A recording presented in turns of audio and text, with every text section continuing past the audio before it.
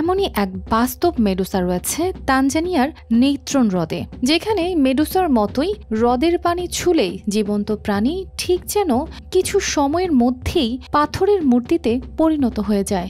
গল্প বলে মনে হলেও এটি বাস্তব। এই হ্রদের পানি এতটাই ক্ষারীয় যে প্রাণীরা যেখানে যে পড়বে সেখানেই রূপান্তরিত হয় দুর্গম প্রাকৃতিক শৈলীতে। আর সেই শৈলী এমন যেন কল্পনার মেডুসার চোখের মতো, তার প্রভাব স্থায়ী হয়ে যায়। মানচিত্রেও তেমনভাবে দেখা না যাওয়া এই রহস্যময় স্থানটি উত্তর আফ্রিকার তানজানিয়ায় অবস্থিত, যার নাম নেত্রন হ্রদ।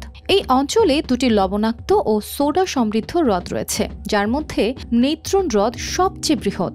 উত্তর তানজানিয়ায় অবস্থিত এই হ্রদটি প্রায় 57 কিলোমিটার লম্বা ও 22 কিলোমিটার প্রশস্ত। লিলি হালাল বিউটি সোপ, বিএসটিআই কর্তৃক সনদপ্রাপ্ত দেশের প্রথম হালাল বিউটি সোপ, দীপ্তিময় উজ্জ্বল ত্বকের জন্য। এখানকার পানির গুণাগুণ এতটাই অস্বাভাবিক যে পানিতে প্রবাহ দেখা যায় না, বরং শুধু বাষ্পীভবনের মাধ্যমেই ধীরে ধীরে পানি শুকিয়ে যায়। পানির পিএইচ মাত্রা প্রায় 10.5 ও তাপমাত্রা 60 ডিগ্রি সেলসিয়াস পর্যন্ত উঠতে দেখা যায়, যা প্রাকৃতিক জীবনের জন্য একেবারেই অনুকূল নয়।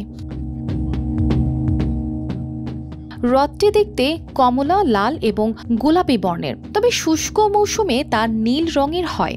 এই অদ্ভুত বর্ণ সেখানে থাকা ব্যাকটেরিয়া ও অন্যান্য জীবকণার দ্বারা তৈরি হয়েছে। হ্রদটি দেখতে খুবই স্বচ্ছ, সুন্দর ও দৃষ্টিনন্দন হলেও ভয়ঙ্কর বিপজ্জনক। তবে সেখানে এক প্রাণী আছে যাদের এই পানিতে কিছুই হয় না, তারা হলো ফ্লেমিঙ্গো। অন্য প্রাণীগুলো যেভাবে এই রহস্যময় হ্রদের সংস্পর্শে মুহূর্তেই পাথরের মতো অটল হয়ে যায়, ফ্লেমিঙ্গোদের ক্ষেত্রে ভিন্নতা লক্ষ্য করা যায়। গবেষকরা জানান, ফ্লেমিঙ্গোদের পায়ের ত্বক এতটাই মজবুত যে এই অতিরিক্ত লবণ ও ক্ষারের মুখোমুখি হতে তারা সাহসীভাবে টিকে থাকতে পারে। তাই তো নেত্রন হ্রদের তীরে লক্ষ লক্ষ ফ্লেমিঙ্গো পাখি প্রজননের উদ্দেশ্যে আসে।